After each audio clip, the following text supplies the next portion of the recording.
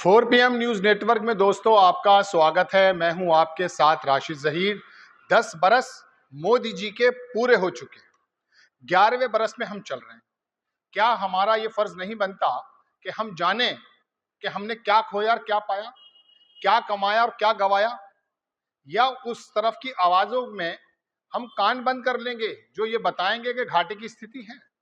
लेकिन फैक्ट और फिगर्स, आंकड़े तो अपनी जगह मुंह चिढ़ाते हैं। आप सुने या ना सुने, आपको अगर आप में से एक वर्ग को मोदी भक्ति में ये लगे कि हमारा काम ही सिर्फ ये है, तो एक बात ये बताइए, मोदी जी की योजनाओं की अगर वो गलत तरीके से हैं, उसकी आलोचना ना करें, सवाल ना करें, तो क्या राहुल गांधी से करें?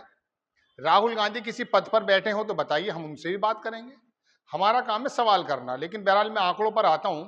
सबसे पहले मैं आंकड़ा दिखाता हूं आपको। ये वर्ल्ड ऑफ स्टैटिस्टिक की रिपोर्ट है जिसके अंदर हमारी टोटल अर्थव्यवस्था बताई गई है जनाबे वाला। वो है 3.4 ट्रिलियन, 3.5 ट्रिलियन से कुछ कम मान लीजिए, ठीक है। 1000 अरब डॉलर का 1 ट्रिलियन होता है। चलिए, तो हमारी कितनी है इकोनॉमी, अर्थव्यवस्था कितनी है जनाब? 3.4। इंडिया जीडीपी इज 3.4 और नेशनल डेब्ट और हमारे पास कर्जा कितना है? 3.3। देखिए, कर्जा होना भी अच्छी बात है, लेकिन इस दर्जा कर्जा होना कि हमारी टोटल अर्थव्यवस्था के लगभग बराबर जा रहे हैं, क्या दिवालिया होने की तरफ हैं? इस बारे में तो आपको सोचना चाहिए। अब ये कर्जा कब था, कैसे था, इसके बारे में भी आपको बताना है। लेकिन उससे पहले मैं आपको 20 बरस पहले लेकर चलना चाहता हूं। अटल बिहारी वाजपेयी की सरकार 2004 में सत्ता का हस्तांतरण हुआ, मनमोहन सिंह प्राइम मिनिस्टर बने। कितनी अर्थव्यवस्था ली थी उन्होंने? 750 बिलियन डॉलर, समझ गए? यानी कि पौन ट्रिलियन, 1 ट्रिलियन से कम। ये अटल बिहारी वाजपेयी की सरकार की बात कर रहा हूं, जब लिया था।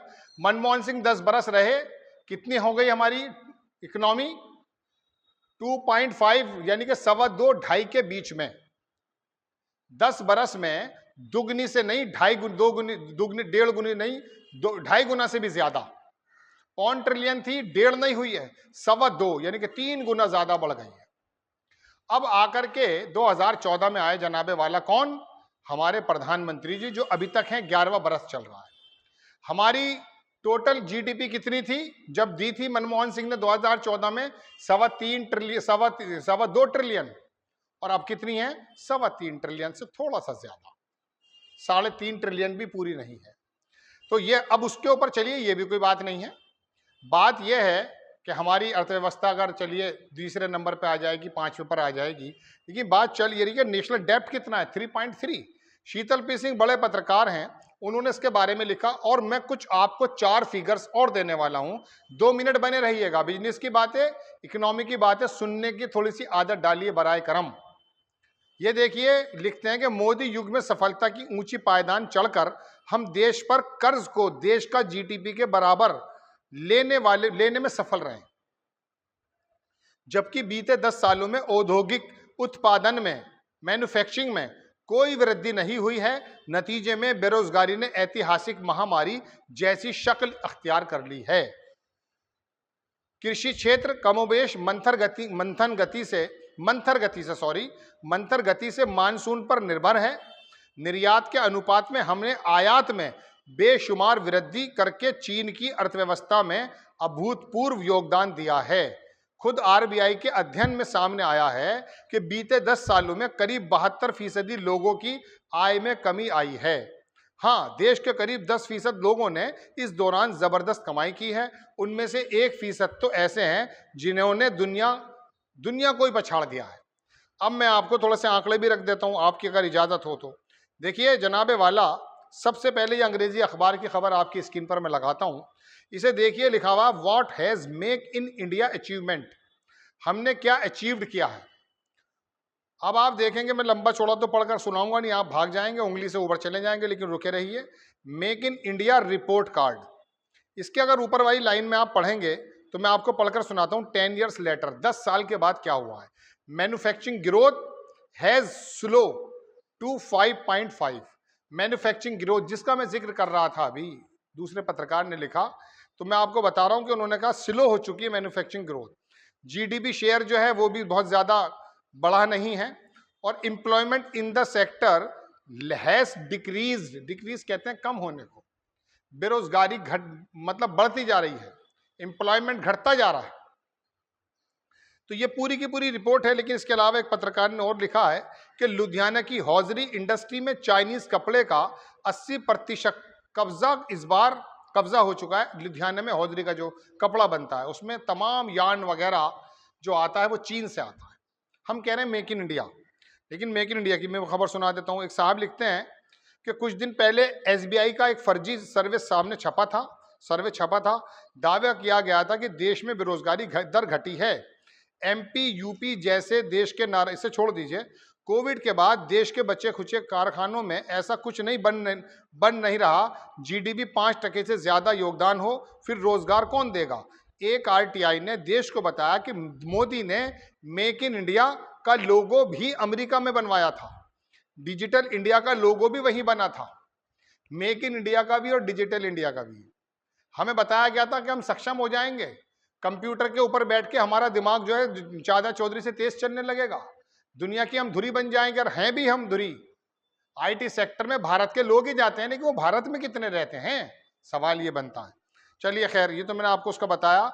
आप देखिए छत्तीसगढ़ में एसबीआई की फर्जी ब्रांच का भंडाफोड़। एक खबर और देख लीजिए, देश के 425 पुलों की जांच में 281 का स्ट्रक्चर खराब। जो पुल बने हैं उसमें 425 में से 281 का स्ट्रक्चर खराब है। इनमें से 253 सिर्फ 5 से 7 साल में बने। गुजरात के सबसे ज्यादा 75% पुल खराब हैं। मोरबी पुल याद है आपको। देखिए ये बिजनेस की बातें हैं, लेकिन आपने और हमने चाहने न चाहने के बावजूद भी सत्ता जिन लोगों के हाथ में दी है, उनके काम पर नजर डालना बेइंतहा जरूरी है। अगर आप नजर नहीं डालेंगे तो आपको नहीं पता चलेगा लुटिया कब में डूब जाएगी। मालूम है कोई देश कब दिवालिया होता है, जब उसकी जीडीपी से ज्यादा उस पर कर्जा हो जाए। हम लगभग करीब हैं। 3.4 ट्रिलियन हमारी इकोनॉमी है और 3.3 ट्रिलियन। अब इतना बड़ा पैसा कहां नहीं जाता है, ट्रिलियन। 3.4 जो है ट्रिलियन हमारी इकोनॉमी है और 3.3 हम पर कर्जा है। ये बहुत अच्छी बात है। आप सुनते हैं कि मनमोहन सिंह जब गए थे तो 55 लाख करोड़ रुपए का कर्जा था, और आज कितना है, कोई 205 लाख करोड़ रुपए बताता है, कोई 2.5 लाख करोड़। मतलब इसके बारे में तो फिगर भी नहीं बताई जा सकती। फिर कहते हैं हाईवे बना रहे हैं, एनएचएआई पर ही कितना कर्जा है इतना पता कर लीजिए। 20,000 करोड़ रुपए का दिल्ली से मेरठ में पुल बना, हाईवे बना। कनाडा की एक कंपनी ने लिया। मैं 1.5 साल पुरानी खबर आपको बता रहा हूं, मैं कहीं काम करता था, वहां मैंने इसको लिखा है। 10,000 करोड़ रुपए में बेच दिया गया कनाडा की एक फर्म को। अब वो आकर के वसूलेगी आपसे और मुझसे टोल्स, और कहना साहब रोड बना दिए हैं। बहुत अच्छी बात है, रोड बन जाने चाहिए, लेकिन ये क्या हुआ, 20,000 करोड़ रुपया तुम्हारा मेरा खर्च हुआ 20 बरस के लिए, 15 बरस के लिए, 25 बरस के लिए। कनाडा की कंपनी आकर यहां पर धर्मार्थ का काम करेगी या आपसे और मुझसे जो है बाकायदा वसूलेगी टोल। अब आप समझते रहिए, धर्म की चाशनी अफीम चढ़ाकर अगर आपने सोच लिया कि मोदी जी सब कुछ सही कर रहे हैं, तो देखिए लगभग बराबर पे पहुंच चुके हैं। आपको खबर कैसी लगी अपनी राय कमेंट्स बॉक्स में जरूर दीजिएगा। चैनल को सब्सक्राइब कीजिएगा, शेयर कीजिएगा। नेक्स्ट टाइम मैं किसी खबर के साथ हाजिर होता हूं। जय हिंद।